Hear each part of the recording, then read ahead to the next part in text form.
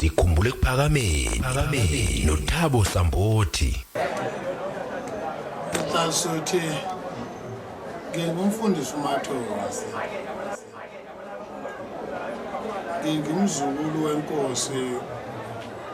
uMgandeni kaJani kaShekembuya kwelaseMandeni esifundeni senkosi uMathozi. Ngizalwa indodana kaMgandeni ubaba uShalisi Mathozi. Ufika nje ubaba mkhulu lapha esweni lakithi. La kithi ekhaya inkosi ubaba mkhulu ihluphekile ngoba ubaba eyindodana yayo inkosi wayecacile nomama intombi yakwaNcane bengabathola abantwana sebehlale iminyaka ewu-8 becacile bengabathola kwakungabantu abayibhincelayo abangakhona. Kodwa-ke ngaleso sikhathi umama nobaba basebehambe iy'nyanga ey'ningi kuzanywa ukutholakala abantwana, kodwa abantwana abatholakalanga. Uma abantwana bengatholakalanga, ubaba mkhulu-ke ozala ubaba wayevele yena enelisekile ukuthi uNkulunkulu lo wayesebuyele ekhaya sefika etshela indodana yakhe nomalukazana wakhe wathi bantu abami senidle kakhulu imithi manje namathumba aluhlaza cwe. Niyambona loya muntu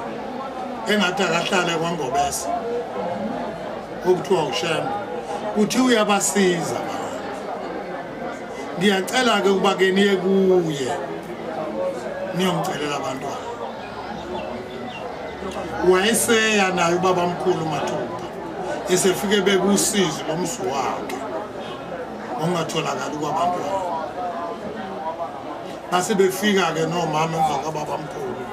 sebezocela abantwana. Wayesethi ubaba mkhulu asePhakameni niza kubathola abantwana. Usho kumama, umama wayesebizwa ngenyumba benobaba 8 years benganabo abantwana becacile. Nizobathola abantwana. Umntwana wokuqala nizomthola uzoba ngomfana. Igama lakhe uVele Dlozini ngoba sengikhulumile nedlozi lakwaMathozi ezulwini. Kuzofika umuntu omdala kakhulu wakhona kwaMathozi, uyena ozofika igama lakhe uVele Dlozini. Ngakho kusukela manje ningabe sawudla umuthi, ningabe saphuza utshwala, ningabe sadla lutho olungcolileyo, ngoba enizokuthola manje kuvela kuNkulunkulu kuyingcwele ningakungcolisi. Uma uyibheka uyilalela leyo nkulumo kababa mkhulu, ile nkulumo ebhalwe eBhayibhelini encwadini yabehluli ye13 kuzozalwa uSamson. Bakhisa isifungo manje ubaba mkhulu. Ubakhisa isifungo manje ubaba mkhulu uthi sengikhulumile nedlozi lakwaMathozi. Ngakho nina njengamanje kusukela manje ningabe sawudla umuthi, ningabe saphuza utshwala, ningabe sabhema nogwayi. Babebhema ugwayi kwamakhala. Isifungo sikaManowa nomngane. Yebo, sikaManowa. Bahlala-ke balinda njengoba ubaba mkhulu wayeshilo. Masishane nje kuphela ngasikhathi wayesemthola umntwana umama. Kwase uba intombazana kwangaba umfana. base bethi abantu hawo uShemba kabonanga kahle uthe umfana nakho uqhamuka intombazana qamba le ntombazana ngaleli gama wathi umama cha ngilindele umfana oshiwo uNkulunkulu ukuthi ngizamthola kwathi phatha wathola intombazana athi abantu sikutshenile uthi uShembe kwehlulekile ukubona qamba le ntombazana uthi nomadlozi wathi umama cha ngeke ngikwenza inkosi ngethembise umfana yathi yenza isivumelwano nomadlozi kwase kufika izinsuku zokuphela wayesedlula babamkhulu wasephakameni emhlabeni kukhona lezi ingane ezincane zamantombazana ayithola uma edlulile ubaba omkhulu emhlabeni kwasekuhlala ubaba ilanga ngesikhathi ubaba ilanga ehlala esihlalweni ukuzwakala ukuthi uShembe ukhona phakathi komzwe engcwele wasephakameni umama wayesehamba eya enkosini ke manje ilanga maya lapha enkosini ilanga uphethe lezi ingane imbili zamantombazana uzozibonga enkosini ilanga uma efika enkosini ilanga sefike sethi baba ngangicelile enkosini enkulu yasephakameni abantwana ngethembisa umfana sengithola amantombazana amabili sengizowabonga nawo inkosi ngoba bengenawo uNkulunkulu umsizile yambusisa inkosi la yayihlala nesihlalweni yayisithula isikhatshana sethula umfana uyena omdala kunalabo babonayo izingane lezo ezibonayo umfana uyena omdala lowo umuntu osemsebenzini kaNkulunkulu ezulwini uhambe ngendlela ethathelayo uNkulunkulu ngokubona ukuthi phakathi komndeni lapho enikhona kudliwa yonke into engekho ngcwele wayesethumela laba abantwana ukuthi abasheshe bazoba umzanyana wakhe ukuze bengamniki okungcolileyo adle ukuhlanzekile ngoba umuntu wasezulwini loyo ozayo njengamanje uye osendleleni uyeza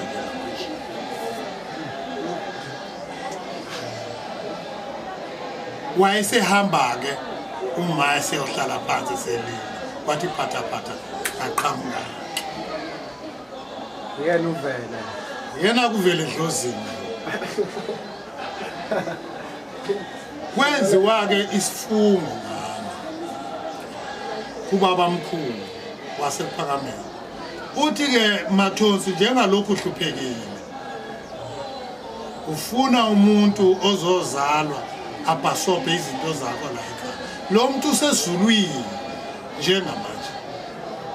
wenza umsebenzi kaNkulunkulu ezulwini kodwa ngoba uhluphekile sesikhulumile-ke nedlozi lakho Mathonsi yena ngabe sengifika uyokusiza nami angisize njengoba-ke ngikhona nje-ke ngazalwa kanjalo engihlale-ke eside isikhathi ngakhula khulela Ephakameni ngenza yonke into kuthe ma kodwa ngisazelwe ngiseney'nyanga ezine wayesehlabekile nobaba mkhulu ozala ubaba kodwa nangale nkathi ehamba ubaba mkhulu wasephakameni wayesevele ehlabekile inkosi yakithi ubaba mkhulu uMgandeni Natshana wayesethathwa ubaba mkhulu wasephakameni wayesehlala ePhakameni ngale nkathi ebhasojwe uyise kaMfundisi uMpanza eseyibhungu uVeleni uyena wayegada ubaba mkhulu okwathi ungezwakala ukuthi sengitholakele le kwaZulu sengizelwe wasejabula ubaba mkhulu okuyena owayenze izivumelwano nenkosi inkosi yasePhakameni wayesethi angilethwe ePhakameni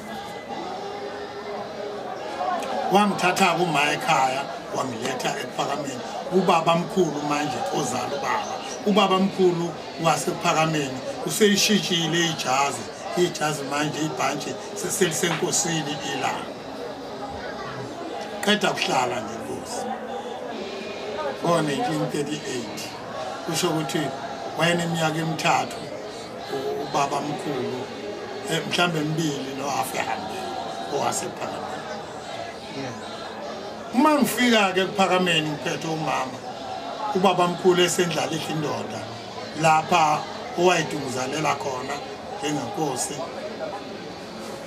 abafundisi basefika betshela umama ukuthi ngena inkosi ijaha ukubona umntwana ufuna ukubona mina-ke wayesethi kumama azikapheli inyanga ezisithupha ngimtholile umntwana ngisesaba ungena ebusweni benkosi kwake kuphela inyanga ezisithupha uma unkosikazi ebelethe engaveli ebusweni benkosi kungafani namhlanje yayisithi inkosi cha ngitshelela ngena umakoti ngijaha umntwana wayesengena-ke ngezwi likababa mkhulu wathi engena nje wayethi baba mkhulu ubisa lapha umfowethu lona wayesengithatha wayesengigona ubaba mkhulu ozala ubaba wayesebeka isandla la ekhanda wayesethandaza eseyinhlungwini wathi inkosi ngiyakubonga nkosi yezulu nomhlaba ngoba usungilandele umfowethu usefikile emhlabeni Nkosi sala usuthatha inceku yakho ilale ngokuthula asale wayesengibuyisela umama wasehamba nami edolobheni wayeseyala abafundisi ubaba esethi bafundisi basePhakameni angisekuye ekhaya ngoba abantu abami ngathi abalahle ingulube abayilahlanga sengizolala lapha emzini oyingcwele kaNkulunkulu kodwa mabefika abantu abami kusho baba bezongithatha anobanika isidumbu sami ngoba ngiyithambo lawo bahambe ngale ekhaya kodwa mina uqobo lwami ngobe sengisele emzini oyingcwele kungalelo langa kade busisa mina sengisedolotweni kwathi intambama kwasekuzwakala ukuthi sikhothele inkosi yagcina ngokukona mina inkosi wamathunzi Awuthe igama lenkosi uba inkosi uMgandeni Gatsha ashekile abamfundisi ukuthi imizi kaNgobese isekhona ikhona kwasithela nokho-ke singabantwana nje bangasi bonke lokhu imizi yakhona phela ithempeli laba khona egcekeni kwaNgobese ivunizitha laba semsini kaNgobese lapha evunizitha nje kaNgobese usele ngapha okwathi ekuhambeni kwesikhathi inkosi yakithi ubaba ngokubona ukuthi uNkulunkulu akaze amnikeze indawo kulokhu ahlala emzini womuntu wayesemnikeza lapho kuyithempeli khona esemnika indawo yakhe wayesephuma sekubaba ilanga nami sengiyibhunje ngasengiganiwe futhi kwase kwakhiwa lapha ngevusitha lasebehlela lapha ivunizitha umuzi owakhiwe isikhathi senkosi la lo muzi eniubonayo nina wakhiwe ngesikhathi senkosi ilanga uphuma emzini wakwaNgobese negama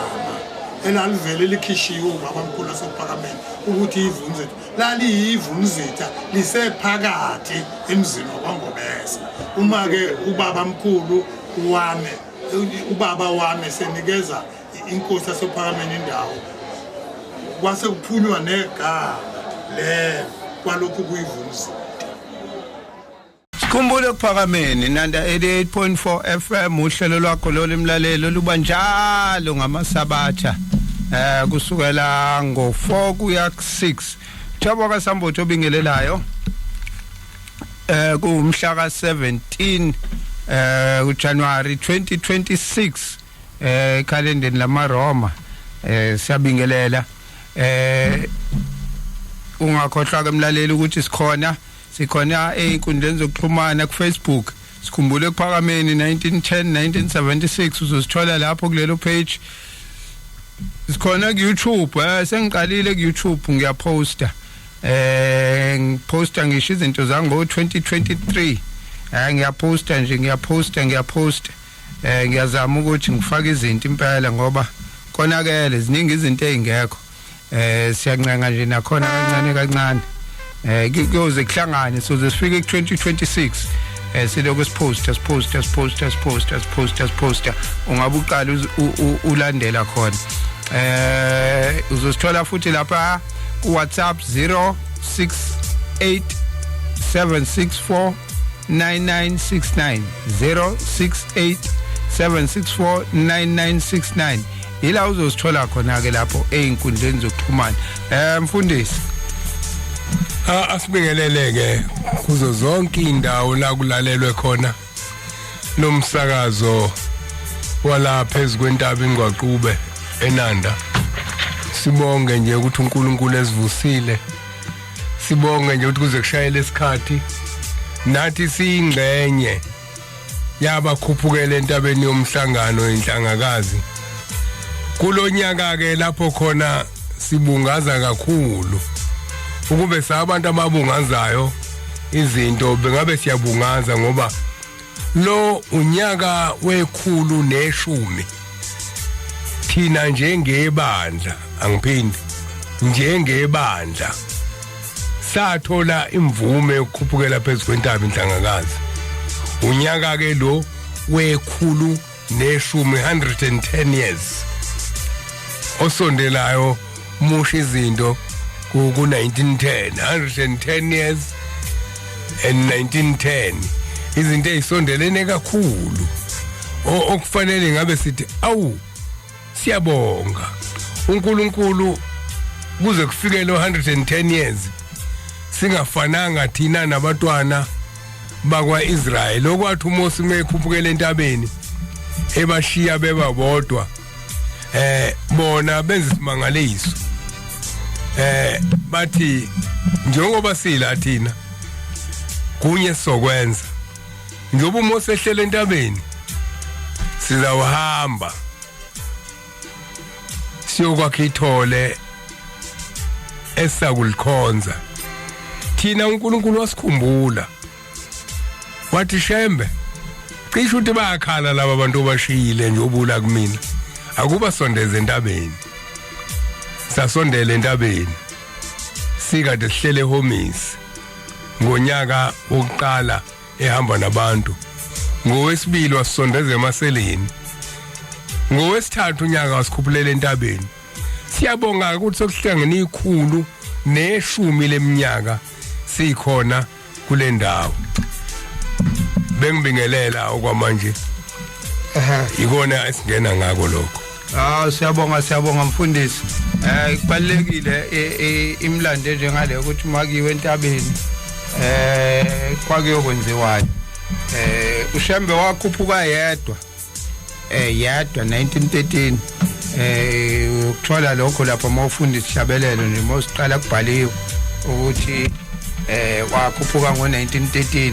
eyaphezulu kwentaba inhlangakazi sengizwe ke eminye iminyaka kodwa seke sithatha ke lokhu ke okubhaliwe futhi kwabhalwa inkosi langa ukuthi uShembe wakhuphuka ngo1913 eyaphezulu kwentaba inhlangakazi yedwa ibandla ke leli laselilandela ngo1916 silapho ukuthi last week noma ngesabathe edlule isihloko sethu besithi yini uNazaretha sizama ukuchaza ukuthi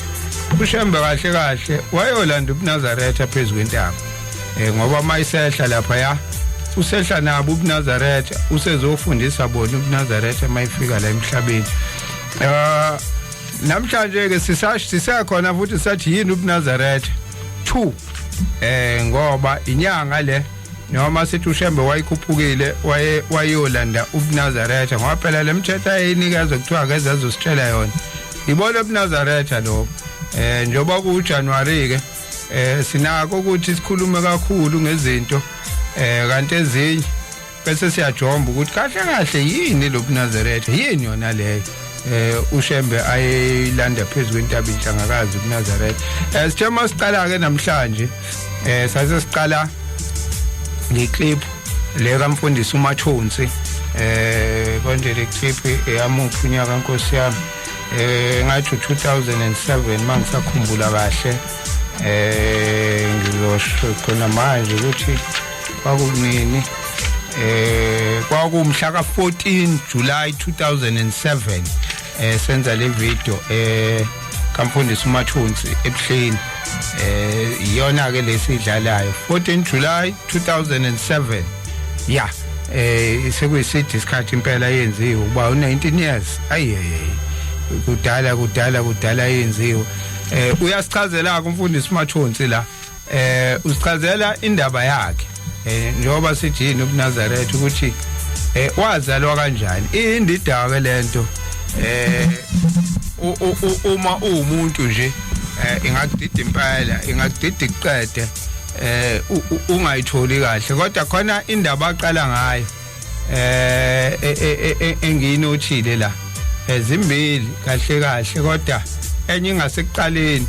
mayikhuluma ngokuthi yena abazali bakhe babengabathuli abantwana waseyahamba wayocelwa kumprofeti uIsaiah Shembe ubaba mkhulu uShembe wokuqala sengenzela kumuntu ke ongazi ngobuNazaretha ukuthi kucace ukuthi sikhuluma ngobani wazibuye sethi uBombela ubaba mkhulu umuntu angazi ukuthi labantu bakhulu cha sikhuluma abantu abahlukene cha umprofeti wokuqala Shembe wokuqala umprofeti uIsaiah Shembe lo esithi ubaba mkhulu sithi uBombela wayicelwe kuyena uthi ke ngihambile ngaye ezulwini avenge ngayokucela edlozini la kaMathonsi uya ngayomcela umntwana kuzoveka umntwana kuqala mayisezala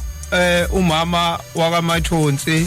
umakoti wakaMathonsi wayesena 8 years engabatholi abantwana usethola ingane yamantombazana ingane yentombazana hawu emva kwentombazana kuphinde futhi ilanywa yenye intombazana hawu indaba lo mfana yikho bese kuthi ke ngo1938 engasekho umprofeti ehambe ngo1935 emhlabeni waphinde walinda another 3 years ekhamba umprofeti hayi luthi ingane yomfana wayeseyobika enkosini ilanga inkosi ilanga mayifika lapha ya ayifike yayifakaza le ndaba naye eyasho uShembe oqala ithi cha uyaza lo futhi mdala kunalapha ngoba wayithe ubaba mkhulu kuza umuntu omdala wakaMathonsi uyena lo uzobuya ezela emhlabeni uzozala ukuthole yena uyena ke oyoba indodana yakho oseyokubhekela izinto zakho hayi ke inkosi la ngifika ikufakaze lokho ukuthi uyaza lo mfana nangampela futhi wayinikwe negama wazala nangoku umfundisi V Mathonsi lo kade ekhulumela yena echaza ukuzalwa kwakhe indaba ke la engiyinotha kakhulu njengoba ngithi izimbili izinto engiyinothile kule nkulumo kunalento lemfundisi ehlale siyikhuluma la bethi abantu bayolanda abadala bayabangenisa babakhela amaqhugwane bephikisa uShembe wathi uShembe masuka emhlabeni esizulwini ngikhumbula indaba ubalo wayishisa inkosikazi wayishisa inkosikazi kaKhawula inkosi ilanga ikhuluma indaba yami kaKhawula ezithi intathe indlela masuka emhlabeni khona ezulwini khona eya ejele kukhona ithini le enye kodwa zintathu iyayibala kodwa ithi nina amaNazaretha ngeke nisaye isihogweni noyejele nalo lelo jele ningacabanga ukuthi limnandi alimnandi ijele likaShembe lani yoboshwa khona amanona kulezo indawo ezibalwayo inkosi ilanga njoba ngithi nginothile into ekhulunywa umfundisi uMathonsi ingoba inombuzo wokuthi ke uma ethi umuntu ulanda abadala uyabangenisa ubangenisa ebasusa ezulwini ezobangenisa ekhaya kanjani uma futhi uShembe ukwazi ukuyocela ingane bese ethi uShembe uzohamba ayezulwini afika abuyisa umuntu omdala wala ekhaya aphinde ambuyise ezela emhlabeni nginombuzo othi uma labantu esithi sibafakela iqhugwaneni thina sithi makhona esicelayo noma esikufunayo sikhuluma nabo uma lo muntu eseyokhuluma naye sithi mdala wala ekhaya vele usebuyile mhlambe sengimzalile futhi la ekhaya umphefumulo wakhe uNkulunkulu usawubuyisa la ekhaya uphila khona la emhlabeni futhi manje leyo nto ihamba kanjani mhlambe nabalalele bazoyizwa lento basithumele lapha ku WhatsApp bayichaze le ndaba ngendlela bona bayazi ngayo noma bayiunderstanda ngayo ukuthi isebenza kanjani into mayinje ngithe okokuqala lokho engikunothile kule nkulumo okwesibili engikunothile kule nkulumo kamfundisi uMathonsi ilapha ngasekugcineni la ethi khona uma ehamba emhlabeni uzolala la ekuphakameni kodwa uma befika abantwana bakhe becela isidumbu sakhe basinike kodwa noma bangahamba naso yena uyobe sesele khona la uyayizwa mfundisi le ngiyayizwa uyazi ukudala ngizwe kakhulu ukuthi indaba yakhe iyafana nekagogo wami ngiyangayithola lo owasuka owasuka ekhaya inhlangakazi wahamba wayemkhayidini egula ukuthi inyama ikhathele izolala ethuneni wangayitshela ingane zakhe ukuthi seyindlungwini mefika emkhayidini ufika uyashona mese eshona wevele sebalukelekile abantwana bakhe wathi bantwana bami angifuni mina ukulala kulamathuna ala ekubalekene kumzi kaMkhulu lowo mengishona anongibeke ekuphakameni usehamba ke nje inhloso yakhe ukuthi ashone esemhlanganweni ukuze angcwatshwe emkhayidini mefika ngempela uyashona emkhayidini kodwa inkosi ilanga isithethe icala lasemhlabeni ngeconstitution yasezulwini uthi lamantombazane mabili abafowabo abakholwa nomndeni awukholwa uma lo mama eshonela la ukhuluma namakhosikazi azehomisi uma lo nkosikazi eshonela la le ingane ziyokhuluma zoze zife ibuzo abafowabo bathi amakhosikazi azehomisi useshonile lo muntu oshonayo ubevele eqonda ukushonela la washonela khona ugcine akade bayalile uthi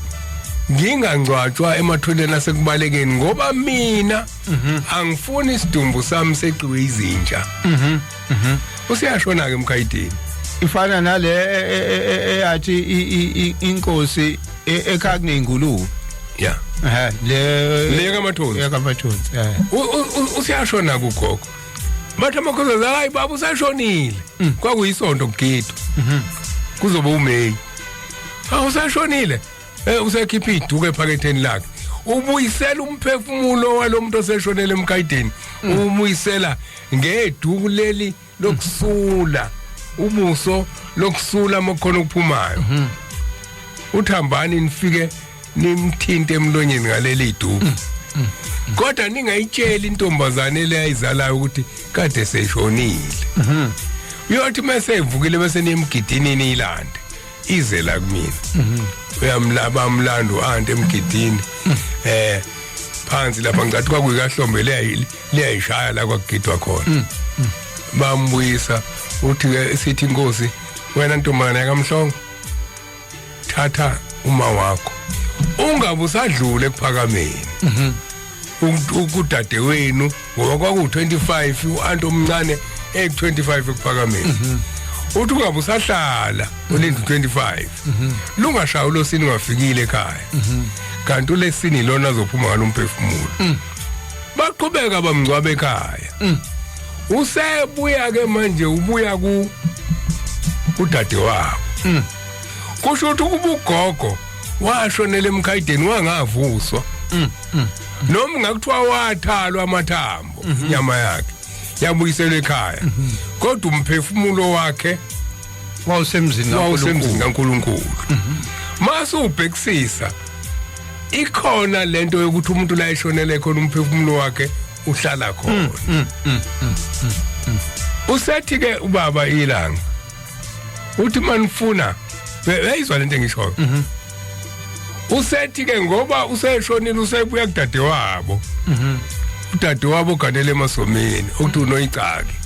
ubuya kunoyicaki uthi nazi ingane engenzele incaba ngithe angifuni ungcwatshe kubalekile inkosi ngibuyisile ngashonela la ekubalekini manje sebengcwabela ngathi angifuni ungcwatshwa la bawubika enkosini nangeselwa umanzama usethi inkosi ilanga thathani isilwane ke niyokhuluma la ilele khona bayizwini ikhona lento esilwane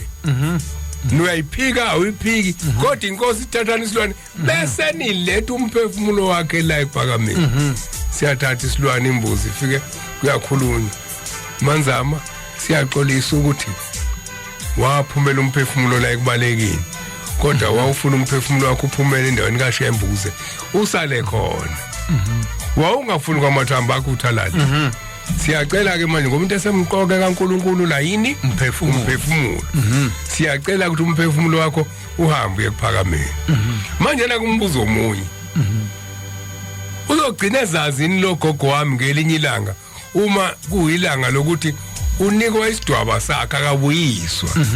kusho ukuthi ngenye indlela kuthiwa umphefumulo wakhe inyama yayisimbethe isidwaba njengomakoti kodwa lokho kwenziwana siyamkhumbula sithi emphefumulweni wakhe uma kungenzeka ukuthi wagcina isikhumulo esidwaba nasi siyathandaza ukuthi lo mphefumulo lesilwane esibulalayo ube isidwaba sakhe asimbuyisi simbuyiselana umuntu ehleli noNkulunkulu ngoba lo muntu uthe ngikhethe ekuphakameni uyabona nje mfundisi uyichaza kahle impela ingakho uma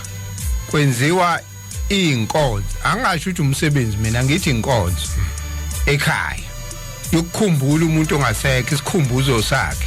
ngokwasephakameni sithi idili ithi inkosi idila sasithi size ngedili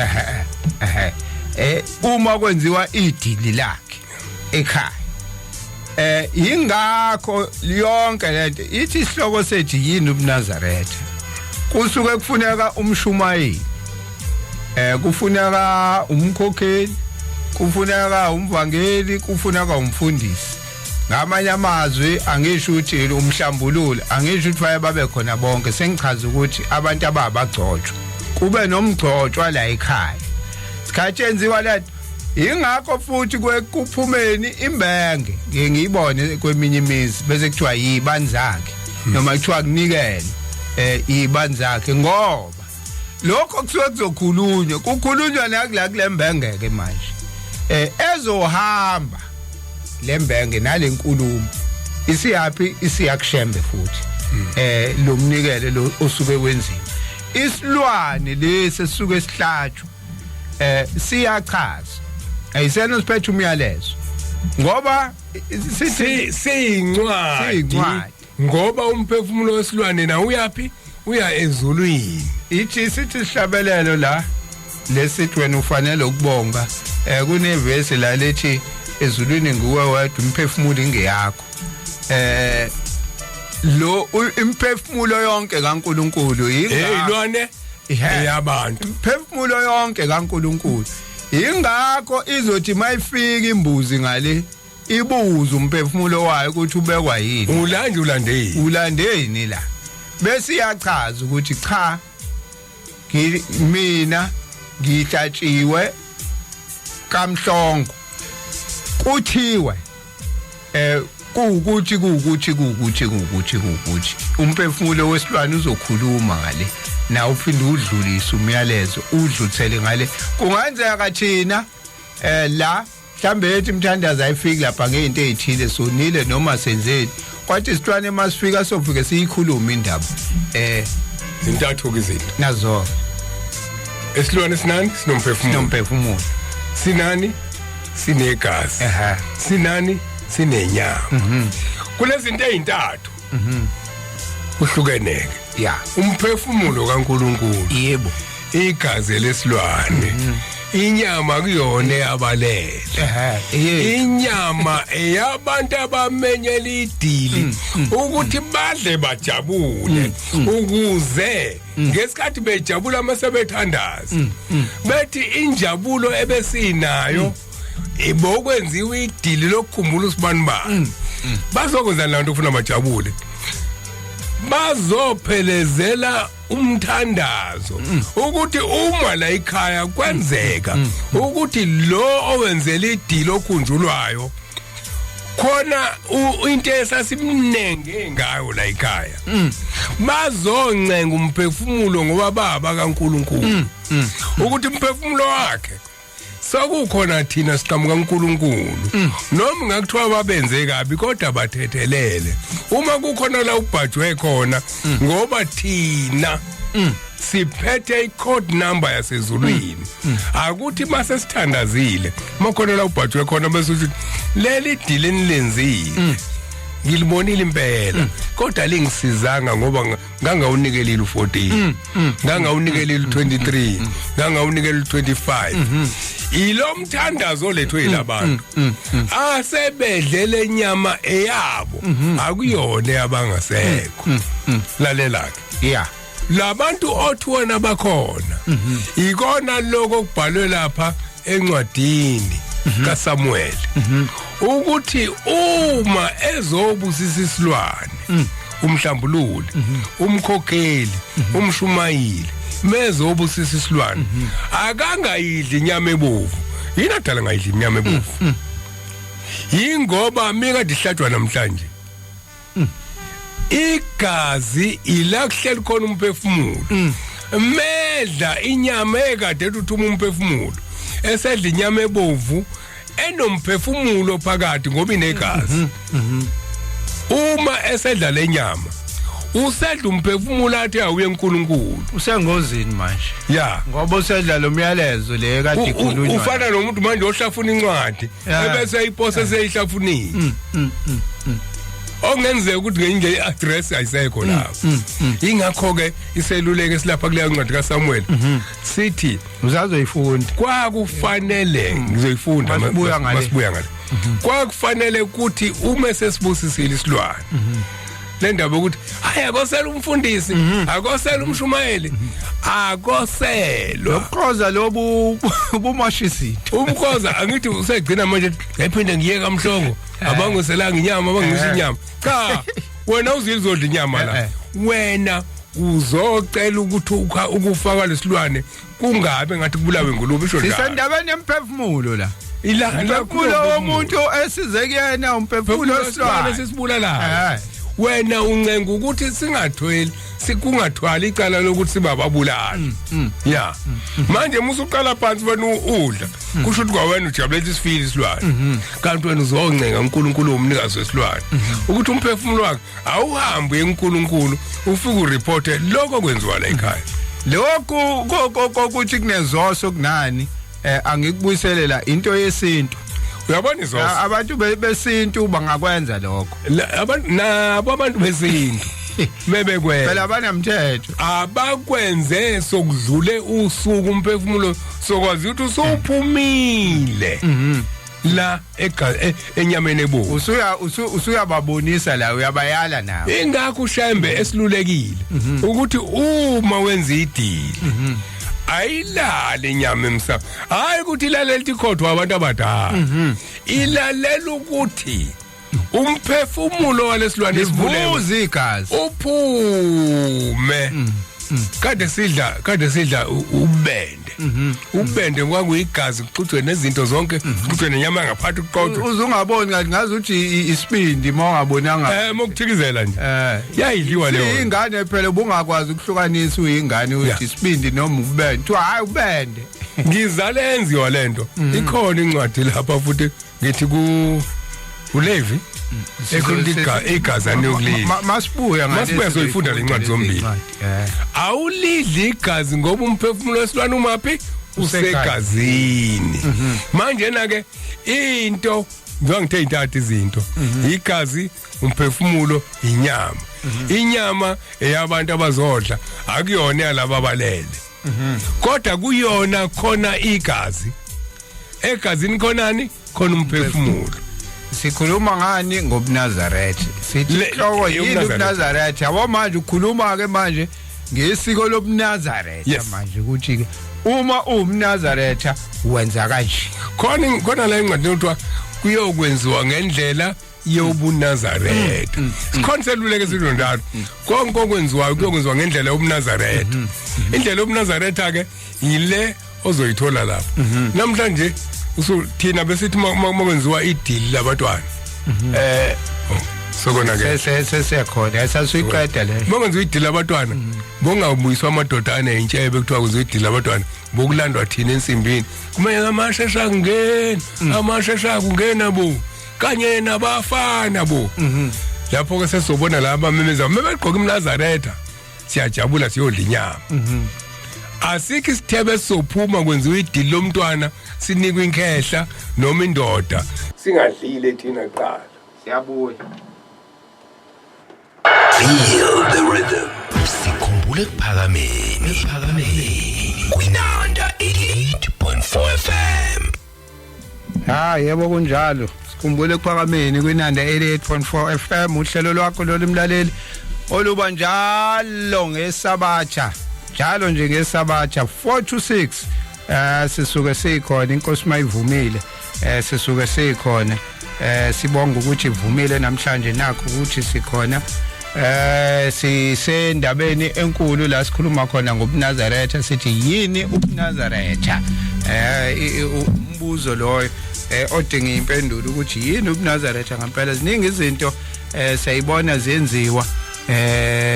sekuthiwa nazo ziwubuNazaretha ezinye mfundisi sebavele bayithi ibhadla indaba kuthiwa hayi inkolo yamasiko le inkolo yesintu inkolo kaNkuluNkulu le wasibuyisela kuye edukeni kwethu ukuba sibuyele kuye sibe ngabantwana bakhe njengalokhu sasingabantwana bakhe usho ukuthi ke manje sasesidukile sesithi thina singabo babamkhulu sasesidukile sesithi thina indlu noma imizi yethu thina imizi yethu isemhlabeni sasesidukile sesithi nase behambile emhlabeni bahlale esibayeni usathini ke kwangeyona inkinga ngaleso sikhathi babengazi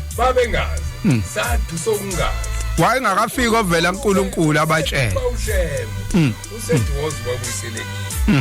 uma sesibuyisele kuye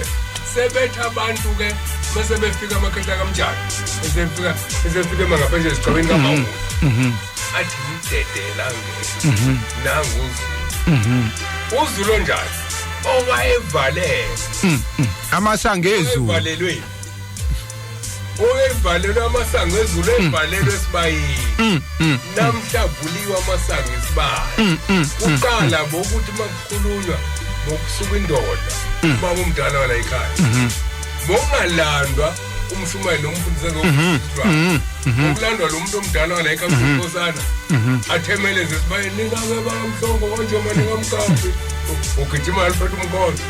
nakuke nansi inkomo esinika yona ke manje singihlabela yona uthi ushamba kubakhumbula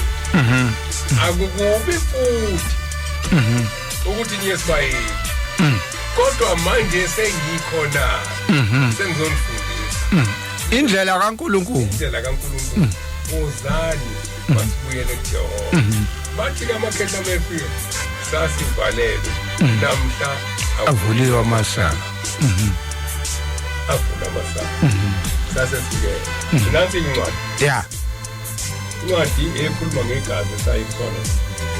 okuxakayo ukuthi abantu langalesikhathi lalikhona iBhayibheli benamabandla besonta kuwo behlaba futhi kodwa babengayifundi lencwadi belidla igazi laba babehlaba munye ufika wasibuyisela ekuthenini noma ningahlaba hlabani ngendlela yobuNazaretha bese nondlela enidla ngayo kube indlela okudliwa ngayo ezulwini nansi ke lendlela kuthiwa ke la yilona lowo muntu wendlu yakwaIsrayeli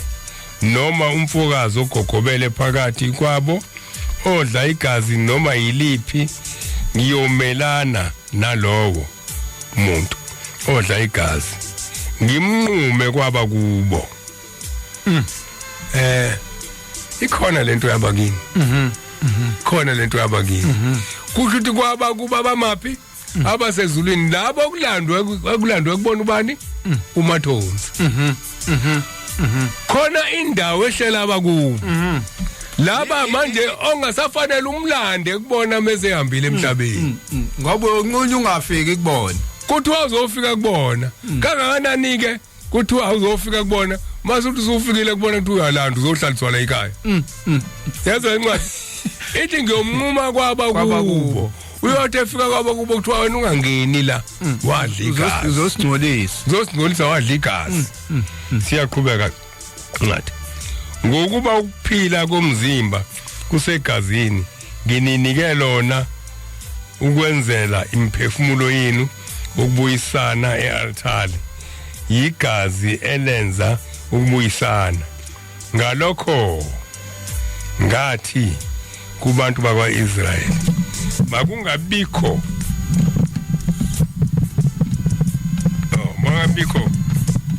umuntu phakathi kwenu odla igazi nomfokazi ogogobele phakathi kwenu akaya kulidla yilowo nalowo muntu kwaba kwaIsrayeli noma umfokazi ogogobele phakathi kwabo ozingela abambe isilwane noma inyoni edliwayo uyochitha igazi layo alemboze wothu ngishinyoni ngishinyoni kade uyizingela hayi muwenza idili kuphela maye amacala ethangana ingakho umfundisi ngisho ufica kufele inje emgaqweni noma eyakhe inje sikhathi uyihudula uwetshinga esikhotsheni imboze igazi mangakunegazi lapho lisele unimboze ngenhlabathi uthatha inhlabathi ulimboze umphefumulo wazo ingakho mfundisi kwenzeka kuthiwa ngisho ushayise inja ngemoto noma inyamazana uyidlulela kufanele ima indawo nje mayivuma ima uyihudulele eceleni umboze lelo gazi futhi leyo nto izuke izifuna uyinikelele ngoba kuyenzeka umphefumulo uhlale emotweni isidinga umhlambululi leyo nto imoto yamisha isinje mhlambe kusalela igazi la ngoba uyishayisile phela uzovela uwashe nje wena uqhubeka uhambe umphefumulo wanje uhleli la imoto isiyoloku ibanga ingozi njalo bese kuthiwa musha isinja uba nebhadi kuphanja imoto kanti yishwa umphefumulo walesilwane engiqhubekeke ngokuba impilo yazo zonke izilwane izidalwa igazi lazo nomphefumulo wazo kusegazini lazo ngalokho ngathi kubantu bakwaIsrayeli ani kulidla igazi lenyama yonke ngokuba ukuphila kwazo zonke izidalwa kusegazini lazo lo odlayo uyonqunywa noma ngubani odla ingcuba sokokunye ke ingcuba ke okuyifela yini edala ingcuba ingadliwa ingoba inyama yengcuba ifela ngithi aliphumi igazi engcubeni aliphumi igazi engcubeni uma udla ingcuba udla umphefumulo wesilwane egazini laso elingaphumanga ingakho ingcuba hayi ukuthi ngoba naku sisaba ukuthi ifele mhlawumbe nomkhuhlane sibalekela ukuthi ingcuba aliphumanga igazi kusho ukuthi sidla umphefumulo waleso silwane ya eke ngibuyele kulenye kule eluleka ke indaba yezoso eke nenzele ithi wanje esibayini abanye abagcotshwa abaphethe no plastic umgcotshwa ophaphile usemphezulu kwesibaya emzini womuntu akhona kwakhe uphethe no plastic webafana anongisikela isibindi lapha ngumgcotshwa mina useyilathile indaba yeah nansi ke le ndaba Samuel 2 iqala ku12 amadodana kaEli aye ngabantu uEli wayeyinkosana emndenini inkosana ngaleso sikhathi sakaIsrayeli yayiba umpriest kwakungaphezulu kobukhosana yayiphinde inikwa amandla asezulwini manje thina amakhosana ethu kwakuyinkosana ngokuzalwa kodwa ingabi ingcwele ayiyazi indaba kaNkuluNkulu la amakhosana kwakufanele yazi indaba kaNkuluNkulu ngicabanga ingakho amaNazaretha ebizana ngamakhosana ilento ke mfundisi sesibuyela kulento futhi kade siyikhuluma yokuthi leli bandla kuthiwa elesintu uthi umNazaretha uthi masiwenza umsebenzi bese kuthiwa kufa kulandwa inkosana ngoba phela senza umsebenzi asenza amadini ngoba mawenza idini wena uyinkosana finish mawenza idini awuyidingi le yankosana ekuthiwe yomndini ngoba wena izokwenza umsebenzi yeah inkosana kule mize yenza umsebenzi le ilungile kodwa wena ngoba uyinkosana nawe ngokubuNazaretha ngoba wena njengoba usubuNazaretha nje usuzokwenza izinto ngendlela kaNkuluNkulu lo yakakholwa lo zomlando akakholwa ngeke kulanda umuntu ongakholwa ithi ke le ndaba uzommema kodwa umfowenu ngoba phela manenze umahlukana ndlela watshena ngiyahambisana nawe mfowethu isikhathi kade ubahlukanisa lapho uyayazi procedure mfowethu la so uzoba seduze uzoba khona ithi ke amadodana kaEli aye ngabantu abakhohlakele engamazi usimakade kwakungumthetho wabapriesti ukuba nxa umuntu enikela ngomhlatshelo kufike inceku yompriesti inyama isabila iphethe impoloko ngesandla ihlabe ngayo emcengezini noma esucwini noma ebhodweni noma ekhanzini konke kukhiphayo impoloko umpriesti akuthathe kube ngokwakhe benze kanjalo eShilo kubo bonke abakwaIsrayeli ababefika khona kwakuthi engakashiswa amanoni nakho la ilaqala khona konakala ke manje akakayi kokhulunywa lapha angithi sesibusile isilwane so kufanele ke manje kuthandazela abantu abamenyiwe nalomnikazi wekhaya kuthiwa la madodana kwakuthi engashiswa amanoni bese amadodana umpriest la yeah kodwa kuthiwa ayikhohlakele yeah ayikhohlakele kwakuye ukuthi engakashiswa amanoni kufike inceku yompriest ithi kumuntu owenza umhlatshelo lethi inyama yokoselwa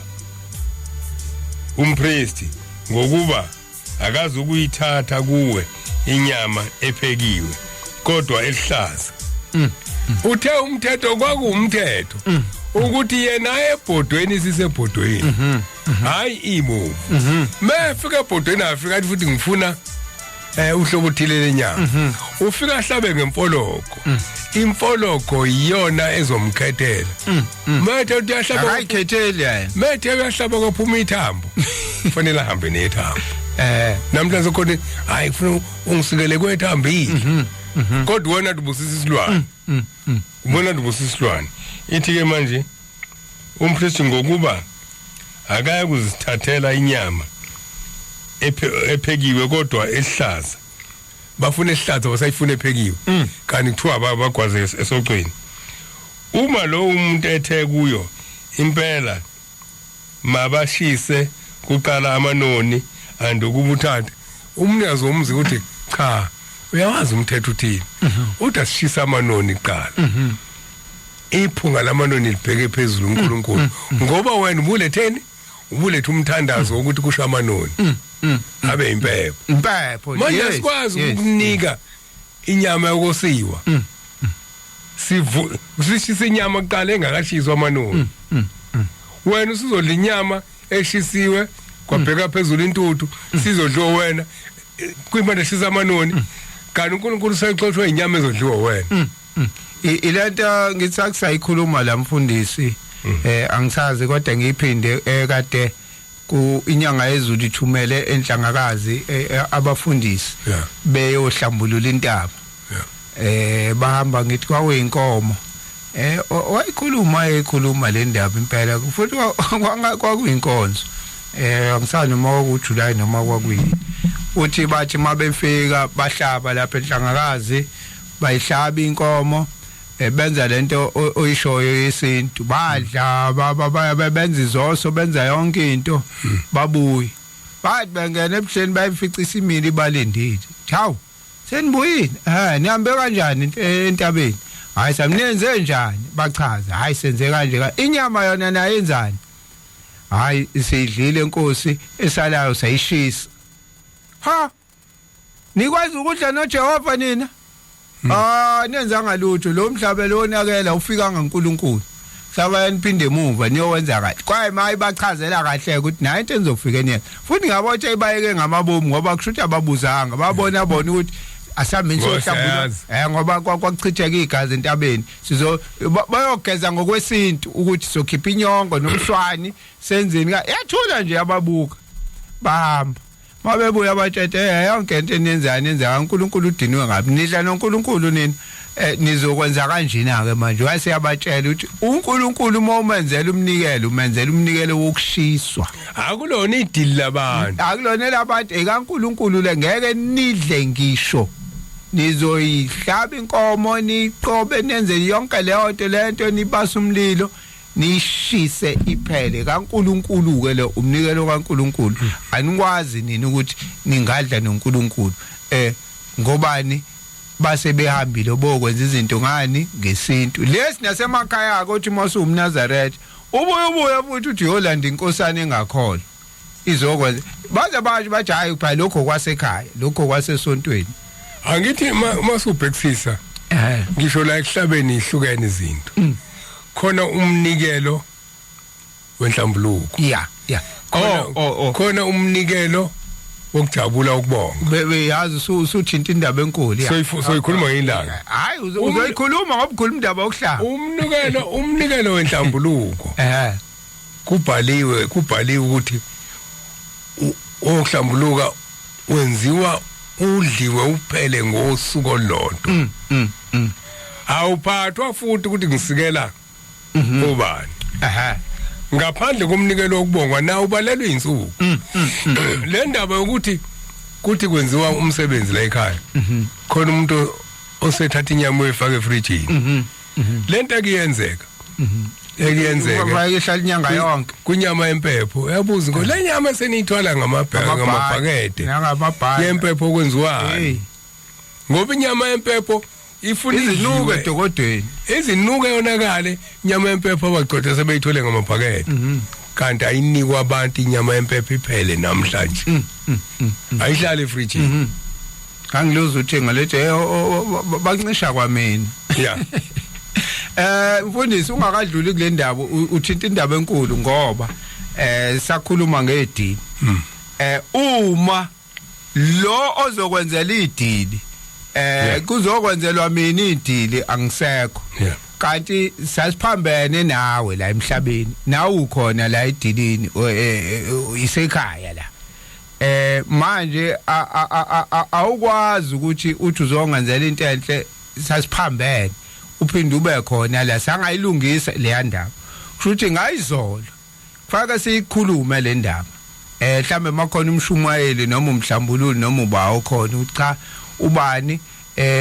sasambe kanje ngambambela inhliziyo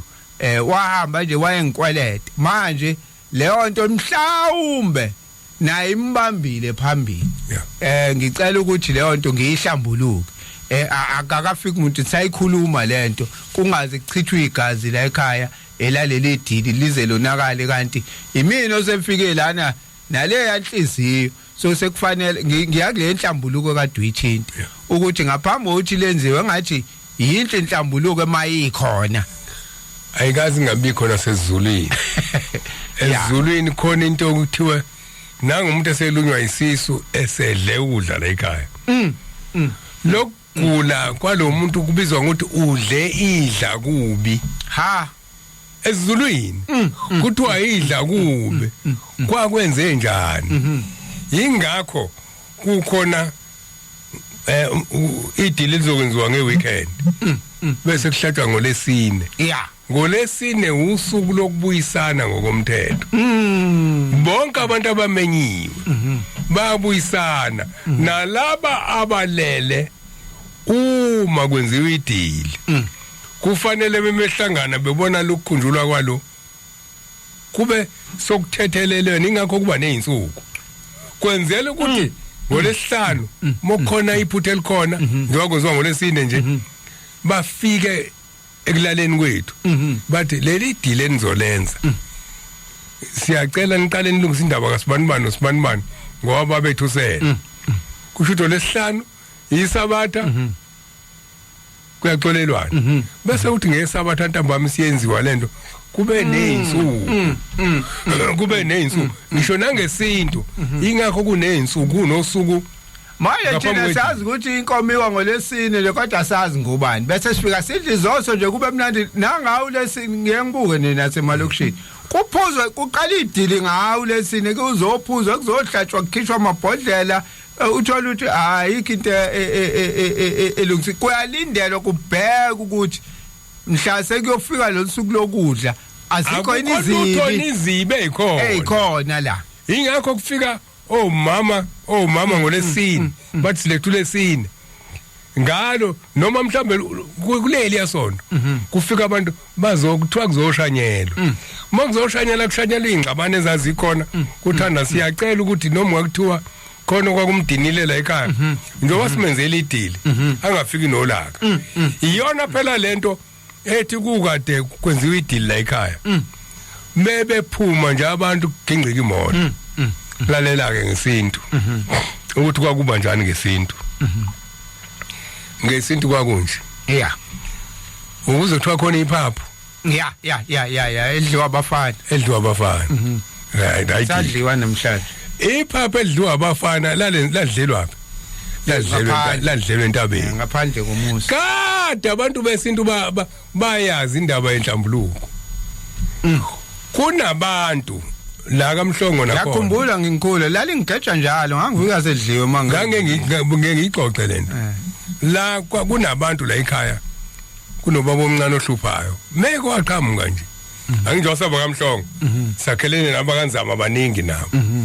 kunobaba omncane othefika ethi hey abebe abantu bakanzama uyabona manje aseyifuni lento ayishoyo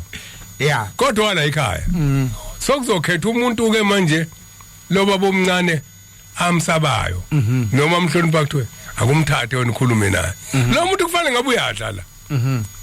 noma esehambile ke emhlabeni lo muntu ufika ngale abe yileyo nto emndenini abe lelo hlupho isintu ke besenza nje iphaphu likhishwe lentabeni nje kwenzelwa laba babexoshwa njalo besaphila naba bethanda impi ingakho bangangeni la akangeni la lalela hayi inyama yabo la lalela ke ubhedu yini ubhedu kukhona indawo entonile lapha eduze kwenhliziyo ubhedu lolo ilona lolu futhi okushiswa kulona amanoni uzobona la kukhona la ukuthi amanoni ashiswa lapha lamanoni ke ashiswa ngokwesintu aseshiswa lapha kunikwa abafana mase kudliwa ubhedu ke kusuke kwenzelwana kwenzela ukuthi laba abaxoshwayo angithi ugcine sehambe yohlala nezingane hayi nabazukulu yabona koyihlo lokho amagwala ngangushaya konke bajabula ke lapha sibona akusekho umuntu onempi manje na kume sehambile emhlabeni ukhuphukela lapha kubafana siqala isikhathi ke njengoba sisentabeni sidle iphaphu isintu lesi sokuqoqa imphefumulo yabantu ababe nempi sidlela lapha ubheduke lolu kwenza ukuthi mayithanda ukulwa ajabule bona mfana uyabona ke nazoke zami bangixoshile la amagwala amagwala esibayeni abafana vele abazolimazana badla ubhedu bazojabulisa lemkhufa eyithanda impi sokuzobeka ubhedu ke lihlatshweke ngoti kuthiwa akayezozothatha ila kwaqhamuka khona ingcwele sokuzoshawana ke kubangwa lolu bhedu kushawana uyajabula lokhokho wehlupha wayethanda impi manje naselo vale lapha iyambhora lento lapha iyambhora lokukhuluma izinto zayo yonke into ufuna kushaya umuntu yena manje mase efika labafana beshana iphaphu lalumthandazo wokudonsa osikhulphambana nobhongo ibona ke laba abadala ukuthi ukade wenza idili la ekhaya uthi aphuma sokushayisa imoto uthi nincisha inyama kanti ubekhohliswa ngephaphu labafana lapho ayithole yonke into udlile iphaphu nabafana kwase kufakwa inhliziyo ngoba inhliziyo inenyama emnandi kwafakwa yona uzothi hayi ngidlile konke uzothi mase edlile mase beshayana asafuna ukushaya umuntu udelile kodwa njalo ngasadliwe iphaphu sebelinde sangweni ngonithola niphuma uyingozana kodwa lo moya ngoba ungaze umbone umfana oshaya kakhulu bese ufuna ukungena kuyena kuyenzeka nakho sebenzise njalo lokho ekhula nje ukukhula nje leshabantu wangenwa ilo moya shabantu ingakho la eNazaretha ingekho yonke lento manje ayisekho ke shembe ngoba manje abantu babanyeke bayeka iphaphu kodwa bangakholwa manje eNazaretha siyeka iphaphu sakholwa sacela kuyingozana lokhu okuyekile ogcina esintwini okuyekile kodwa wangathatha lutho wangakuthatha ozongena esayidini manje abantu kabangakholwa abangona amaNazaretha yini abavike ngayo iphaphu imoya ngoba iphaphu lalivika imoya manje thina amaNazaretha silandela umnikazi wemoya bona ke iyona lento ezodala ukuthi njalo imoto wenza umsebenzi hayi njalo vele kushayisa imoto njalo vele kufuma lento futhi ekeyenze ukuthi abantu babuye basabe bakhulume mabethande la ku Facebook umuntu oyinazaretha athi uthengenisa abantu abadala wavelelwa yinkinga ngoba ungenze nalezi iqhwaqa kwavele mhlambe kwagwaza ingane noma naye kwashayisa imoto kwenzakalani ngoba kuvele kubizwe yonke into la ekhaya bese kuthiwa bafake kanti ubiza nabantu ababe yingozi yeah and futhi leli izulu leli lomndeni abalishoyo leli kungelona elikashembe ngoba nalizulu phela ngoba kuhlala imphefumulo liphathwa ngobuqhwaqa iziqhwaqa zakhona ezisha u5 lapha eyisho ukuthi kuukuthi zinenkani lapha ya so nala ekhaya manje yizo futhi ezisazophinde ifike lawo kukhona into engangayixoxelwa umshumela uthule lo ayiphathi lati ngisekule inhlambuluko njalo ngoba sisekuyona ungixoxela ngekwesintu futhi naye ukuthi kwakwenziwa njani makuthiwa umndeni yahlamlelana nayo yonke lento ekuthiwa abantu bathelelana amanzi babethelelana amanzi ngempela uthi kwakulokhuzwa kahlehle makwenziwa lo mcimbi kwakuba nembuzi ngaphandle ekhaya le ndaba le ingcabani ikhulunywe lapha ngaphandle ikhulunywe entabeni mangayisebusuku lapho futhi sengibi umgodi uthi kumbi umgodi bese niyayikhuluma le ndaba kunembuzi ngaphandle ngikhuluma indaba yesintu njalo ningathi neyaManazaretha yazi ngaze ngayikhuluma nami indaba kodwa ngcono ngoba iya recorder la bayosha basho ukuthi hayi usambuthi ayishongo lento ukuthi yenzeni nina amaNazaretha ngithi abantu besintu bese nithi masenenza izinto la senambe nihlolela abantu bese nithi kwasho wezwe nanda FM futhi uma uthanda ungasho vele usubona ukuthi sekuyinto yakho lezohamba udla ngayo imali uhamba ubamba abantu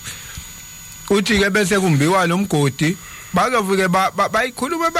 bayikhuluma indaba bese la kukhona ilala kukhiwe nelala bazoyikhuluma le ndaba bayiqede bese la kunendishi inamanzi inemswane nenyongo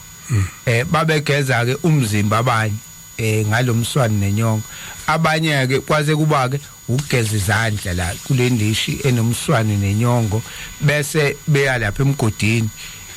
ifike ichithwe phakathi lomswane nenyongo lembuzi ehlatshiwe la abayidliwe bazoyifaka kulomgodi bathathe lomswane nenyongo bachithe la kulomgodi bese kuthathwa amanzi amanzi ke emase kuqedwe lokhu bese kuyagcitshwa bese ngaphezulu kuzofike kufakwe la bese kufakwe ilala ngaphezulu uthi umjumayeli kumina wayengixoxela le ndaba wayengixoxela mina abantu benkosi kwangeyona inkonzo wayengixoxela ngesi uthi ngakho phela kuthiwa ilala ngoba le ndaba ekade ikhulunywa la izolaliswa bese kwakhiwa isifungo la phezulu kwalomgodi ilomndeni ukuthi oyophinda avuselento uyobonakala ngombala uyongena kulomgodi uyobonakala ngombala kwakhiwa isifungo manje somndeni uthi niyabona lento njengoba seyikhulu ingaphinde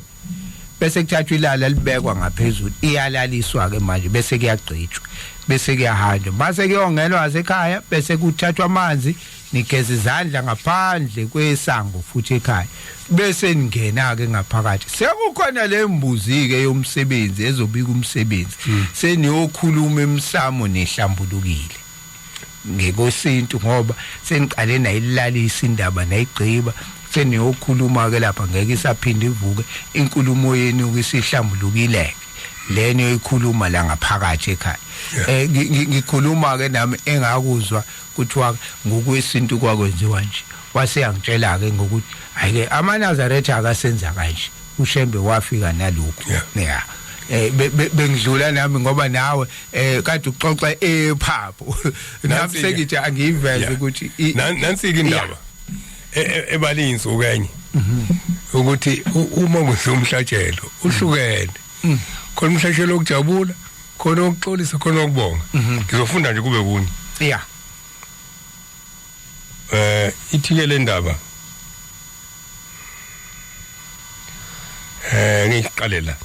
anikunquma inkabi noma imvu nezinyane layo ngalusuku lunye niyohlabela usimakade umhlabelo ukubonga niyakumhlabela ukuze namukeleke uyakudliwa ngalolo suku anikushiya lutho lwawo kuze kube sekuseni ngingosimakade umnikelo ukubonga mokubonga ididi le anibonga usimakade akuzobuye kusalela umzala ngoba nibonga usimakade mubonga ilento edala phela uthi wena uzobonga usimakade ukuthi ukuphi imoto awubongi abakintu bakuphi imoto ubonga usimakade lento ihlabile hayi ukuthi imoto isilimala nje ingoba naku kunjani ingoba wena usulubeka inyama leyo Tata nenyonga wayihanga la emotweni ngoba ubonga bakithi uyiNazaretha cha uhengelani manje uyiNazaretha ubonga usimakade wena into ebisemqoka la kulento obonga ngayo ilamanono washisile ilokuthandaza ukuthandaziwe akusekho lutho ozolilengisa emotweni umoya kaNkuluNkulu ozogada la ubonga uNkulunkulu ukuthi nansi imoto ngicela ke wehlisa ingilozi zasezulwini ayibambelele enyongweni ayibambelele enyongweni ingilozi zasezulwini usabehlile nabantu abangakholwa manje abafaka lezi inyongo babonile zibafaka inkinga kangakanani abambeleli la umoya ohlala la ingakho ke kukhona seluleke sithi uma uke wenza imkhuba emotweni ohamba ngayo uba nebhadi shayisa ngoba ingoba kunomoya kaNkuluNkulu okugadile la uma wena usenza imkhuba emotweni uyaphuma ingilozi kule moto yakho yeah ayisekho ingilozi ingakho noma mangithengisekeni le moto mfundisi kufanele ngibize umhlambululi ngoba phela ngiyazi la iphuma khona yayihlatshelwe yenzelwe miphi imkhuba faya kumhlambulula ikhona nekhona wazi mhlawumbe khona intambo eboshiwe uzogashula le intambo mhlawumbe wabeka ilwane ukuthi ziyigade ilwane mazimoto ziyibangela inkingi ingayidumisa idumi kanti ilwane lezkwathiwa ingantshontsheki le moto ecabanga ukuthi ngizoyintshontsha kanti mina ngayithenga akasayitshelanga ilwane zakhe lo muntu uthi hey sengiyidayisile phela imoto khona into eshiwo uMathonsi sengikhumbula manje ukuthi inkosi yayendlala idla indoda ngathi endlala idla indoda ayingahlele edokodweni yayihlele emakhosini izindlu zasemakhosini zayisendlala idla indoda kufuna ngelinye ilanga sibhekele igama elithi indlala idla indoda lichaza ukuthini usho njalo noma uma wakho ayifikele endlala izindoda cha babehleli wagulela endlala izindoda emakhosini emakhosini wagulela endlala izindoda yeah leli gama elindlala izindoda lichaza ukuthini leli gama siyongena ngelinye la indlala izindoda kwabangazi ila eleni kwase kwakhiwe khona le stage esibhala ukuthi izulu elisha hayi sendlala izindoda ayiceleni isendlala izindoda yonke le ukhuphuka uziyojika ngomgwaqo yakabhi indlala bese kuthi kancaneke lapha esigodini lazo khona kamsathanja la uyehla ke njalo wehle ngedikwe indlala izindoda yonke ingala ihambe izofika ngale ehane iziyong wabona umgwaqo ngabhezayo ngala ngaka right indlala indoda yonke leyo hoyi bengayazi bese kuthi ke musu uyangase Bhekuzulu ise poison hey ise poison emakhosini mina ke emakhosini ayithi la iceleni ke ile ndawo la ngaphambili emakhosini la sekuyi stage kwakuyizindlu nje lezo kuphela kodwa izindlu zemakhosini kodwa isendaweni yasendlala idlindoda yeah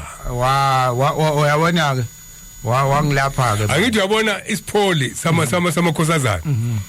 khona isipholi ngale komgwaqo ngale kwenkanyezi le engale awuzazi kwawo khona isipholi khona kaMakhense khona emakamelweni kodwa indawo yonke kuthi isesipholi yeah thina sithi sesipholi la bese kuthi ke mungena ngaphakathi mungena ngaphakathi hayi sazwe kwamela ukuyongikhombisa kahle indawo yonke kuthiwa ngale ingaphakathi kodwa ngaphakathi uthola indlu yesonto uthola iparadise uthola iginyezini kodwa kuthiwa ingaphakathi uthola indlu yesonto uthola indlu iparadise uthola igumbini uthola izitsha uthola ikhona igumbini yeah uthola emqokolweni uthola ngisemkhohlo Getsemane la nasi stays nesto uthola esikoleni uthola emqokolweni uthola esitini esibovu amagama khona ngenzansi lapho uthola endlini emhlophe uthola endlini kababamkhulu konke ngingale ngaphakathi konke ngingena endaweni la kuthiwa khona ingaphakathi ya hayi le ndlala izindoda uyangithusa ukuthi indawo ngaka indlala indoda yonke leyo bese kuthi umudlula lapho ngaka left umwehla ubheke ezansi ubheke ediko ngala ngaka left wakho soyipoison leyo hey ugcina kusachaza indaba yegama indlala izindoda bengizama usho le indlala izindoda indlala izindoda ke ila kuthi mufikile ekuphakameni uma kuumhlangano endlala izindoda kuhlala omakoti abaganile abanabayini ukuthi makuumhlangano abayeni babulawe indlala yasemhlabeni bahambe bayohlala ekhaya noma ke kungekhona umhlangano awubusi njengasekhaya umuzi kaNkulunkulu awudli noma yini lezi zinto zemhlabeni mangichaza izinto zemhlabeni ngichaza ukuhlangana kamakoti nelokhu indlala idlindoda ngoba uhleli ngomthetho kaNkulunkulu muhleli lendlala idlindoda bese khambeke bese kuba khona ejamangweni kuhlala abafelokazi abafelokazi nabantu abangewona abafelokazi khona abantu abaxoshiwe emakhaya uxabene nendoda wesebuya baba ngixoshiwe indoda omunye wonile omunye awunanga kodwa ushembe ngoba uxoshwe ekhaya lo muntu akaxoshiwe uNkulunkulu uzohamba ohlala mapi ejamangweni akuhlali abantu abanabayini ejamangweni ngisho amadokodo angaphandle ejamangweni ahlala abantu abangenabayini bese kuba khona iBhekuzulu ngichaza ngalokuhlukana izinto zomNazaretha lo muzi ingakho kuthiwa iJerusalem elisha umuzi kaNkulunkulu lento ikudobela isithombe sasezulwini njalo indlela okuhleliwe ngayo ezulwini ingakho ngithe khona laba sifundisa aba South Korea bebechaza ukuthi umuntu wakho umuzi kaNkuluNkulu ngokuthiwa umbuso wakho mawehle intando yakho emhlabeni mayenziwe njengoba enziwe ezulwini umbuso kaNkuluNkulu uthe muwehla ke wehle kuma kufika ushayemba umbuso kaNkuluNkulu uyena wakhe indawo wasidweba isithombe sezulwini izulu elisha elehlela emhlabeni umuzi wasephakameni ingakho kuhleli ngokohlukwana isona ke lesikhathi engithi kwenzeka la eBhayibhelini base bethi abantu sibuyela nini ekhaya emzini omkhulu babuzana nibuyela bakwenze njani sibuyela ngoba lahleli khona asahleli ngendlela yohlelo likaNkuluNkulu lasezulwini yes yonke imizi kaShembe iwuphakama kodwa umbuzo sinayo iJamangweni sinayo iMakhenza sinaso iSiphuli sinayo indlala idlindoda uma singenako kuyadingeka kube khona inyanga la siphila khona impilo yasezulwini sibe sekuphakamile manje na ke ngibuzwa insizwe izolo siqaphele lena kulolu hlelo sithi sikhumbule kuphakameni yena sikhumbule kuphakameni sikhumbula impilo yasezulwini sikhumbula ukuyohlala eJamangweni abaqale sikhumbula indonga cha sikhumbula ukuyohlala eJamangweni sikhumbule ukuyobuka iGetsemane sikhumbule ukuyobuka yabona phakama kusitshela ngezulu ngenye indlela angiphinde lena uma ungakaze ubone umzi wasephakameni angiphinde uma ungakaze ubone umzi wasephakameni ukwakhiwa kwawo kungenzeka uduke ngoba ukazi uyiphila impilo yasezulwini usemhlabeni sithini sihlabelelo lapho sengiphuma emasangweni asekuphakameni isithi kodwa ngiye kuphakameni manje wena awuphumanga emasangweni asekuphakameni kwasemhlabeni awazi ukuthi kanjani awufuni futhi ukwazi uzofika kanjani ekuphakameni okuthiwa ngingene ekuphakameni kuthi uphuma lapho sengibona ngishiya ukuphakameni awufuni ekuphakameni okokuqala awuthuka umuzi uyiNazaretha kodwa isihlabeletha kusithini awuzafuni ngisho ukuliphimisa igama ethi kuphakameni kodwa uthi mawuhamba uye kuphakameni mawusuka emhlabeni lokho okuthukayo uyakuphi lokho futhi ongakazi ubuze ukuthi kwakuphilwa impiloni lapha ya ukuze impilo yakho lento eyisho umfundisi ukuthi mase singasekho ke kuphakameni kodwa siyazi impilo eyiphilwa khona amaculo kuyofanele washintshe uma kukhona into ozoyithuka yakho Shembe ithi lapho sengibona ngikushiya ukuphakama ngiyojabula ngiphelele sengingene ekuphakameni yeah mfundisi sishawa isikhathi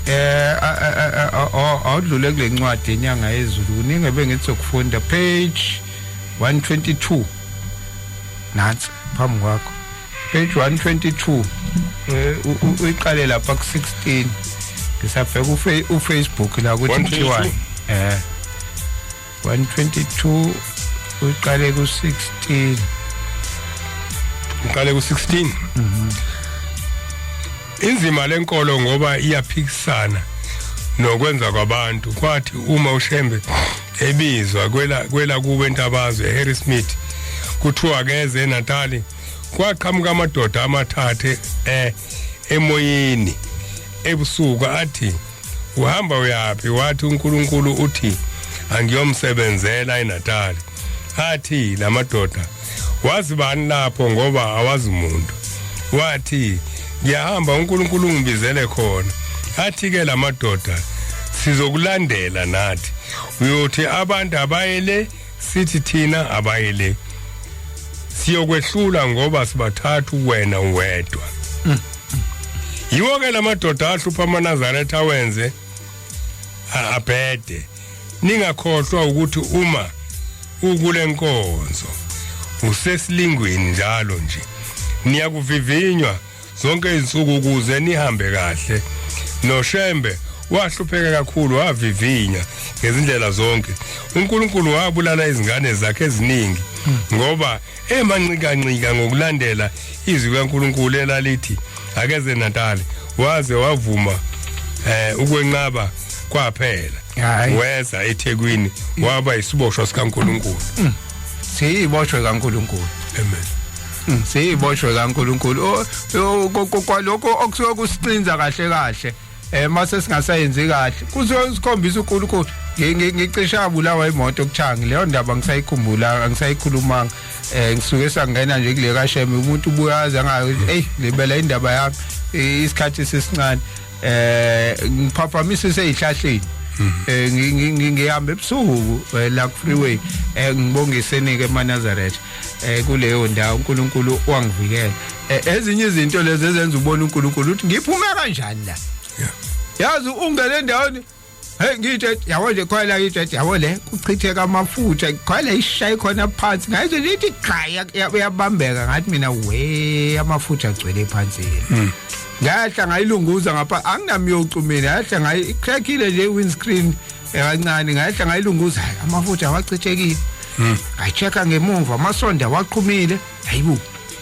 ngathi ngiyinyakazisa yanyakaza ngayihlehlisa yahle ngayisa phambi ngathi ngayizophuma kanti ngayikhipha ngayibuyisela emgaqweni ihlaza ihlahla ilangisihlahla la yezabe ivuthuka kambe kusala endleleni kodwa ngisekutheni uNkulunkulu ngesinye isikhathi ukuzafuna ukukhombisa nje kade sikhuluma indaba yentombazana yathi ngijaha nemali imfundisi kade ukhuluma ATM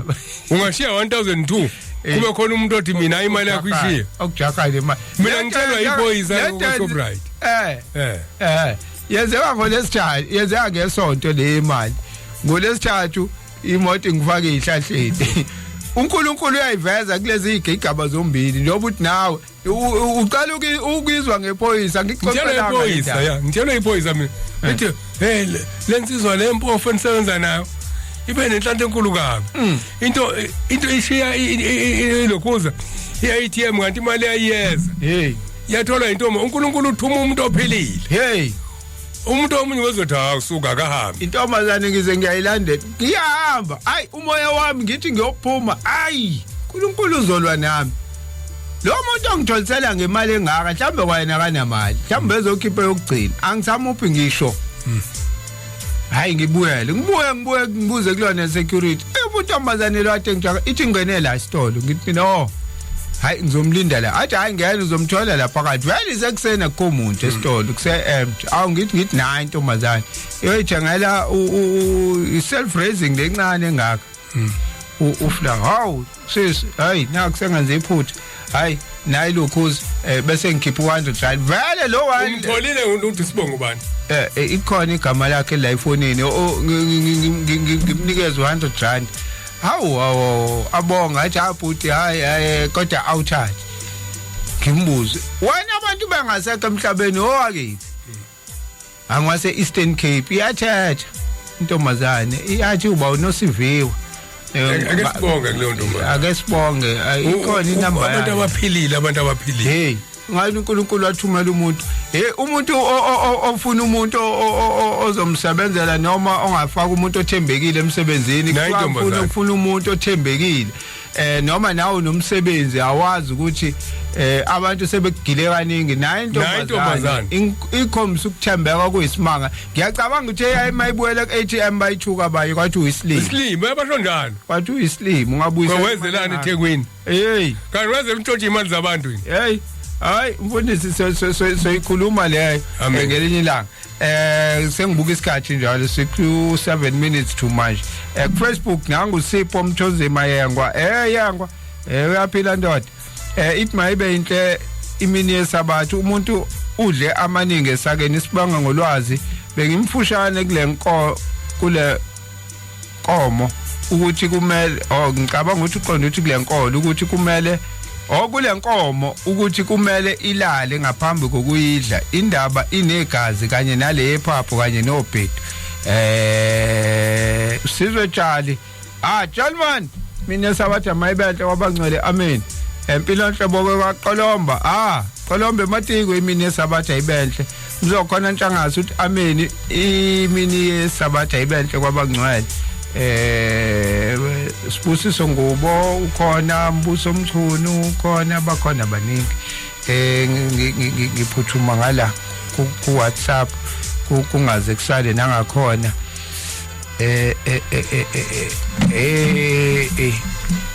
babuhlongwane Newland East mina esabatha ibenhle kwabangcwele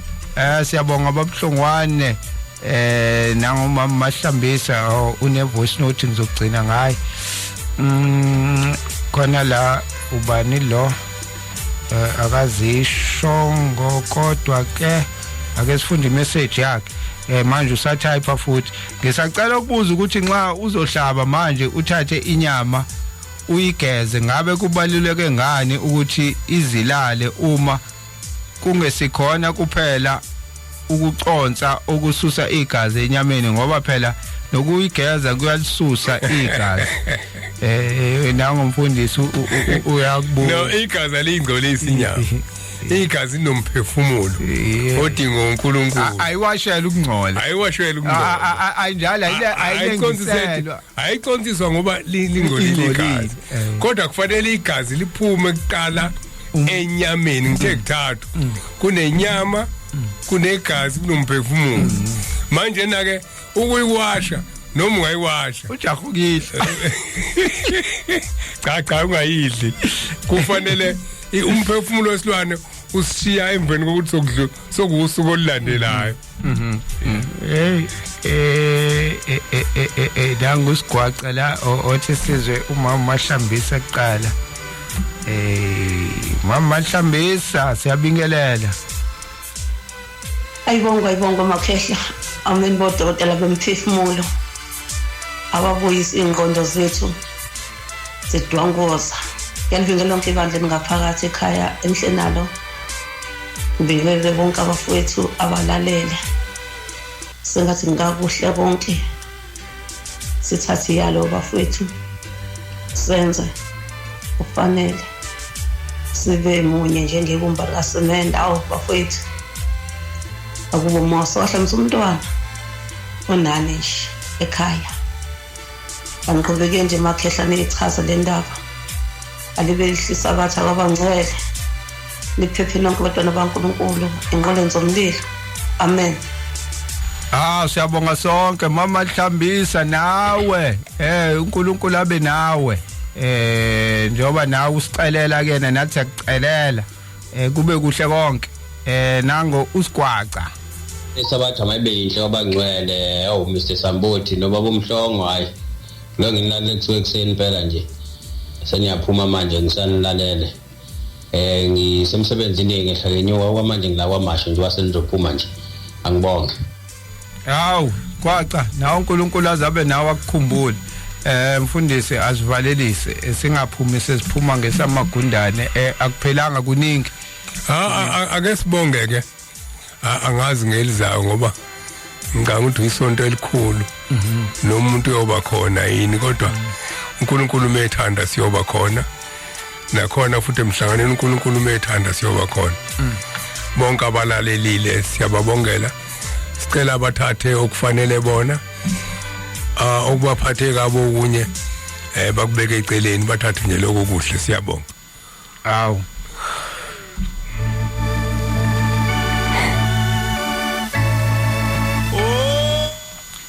nayo ke imbongi isiskipper umgazi la imbongi isithi hayi ufanele ukubongwa isiyasho uNkulunkulu wasekuphakameni siyabonga kakhulu ukusigcina kwakhe size sibe khona la avuma ukuthi sibe khona umshumayeli azange abe khona namhlanje yabothi uba nje ubuthongo ngoba sikhulumile izolo ntambama wathi hayi ukhona namhlanje hayi nakho ke Shumayeli hayi sithi siyamzama nangefoni siyamzama hayi akathulakali kushuthi hayi ubuye wazumeka kodwa ke uNkulunkulu mayivumile ngesabatha ezayo njengoba esho umfundisi ethi asikakazi konke kulele uNkulunkulu ukuthi uthini bayivumile uNkulunkulu siyobe sikhona nje futhi sisho sithi sikhumbule ekuphakameni inkosi yomusa inibusise nonke sibonga uNkulunkulu sicele ukuthi ahlaze enathi esipha amazwi yasikhulisa ngoba uhlelo lolu likhulisa kwathina hayi ukuthi sithi sokhulisa abantu no ingakho siloko esifunda njalo sivula iBhayibheli ukube siyazi phela mfundisi ngaba sivula incwadi ngoba ngabe siyazi sikhuluma kwethu manje nathi sibuye sivule lapha silande nabantu sikade sihlande umfundisi uMathonsi amsekho ngoba naye sidinga ulwazi kuyena so nje konke suke sizama nathi ukuthi sifunde njalo ngaso sonke isikhathi sasi inkosi mayivuma sithi asilungiseni sisekhona endabeni yevumelwano ama covenant ngicabanga ukuthi ke hayi sesiphelele kusasa ukwazi khona Queen Rejoice khona uDimbali khona ya siyabonga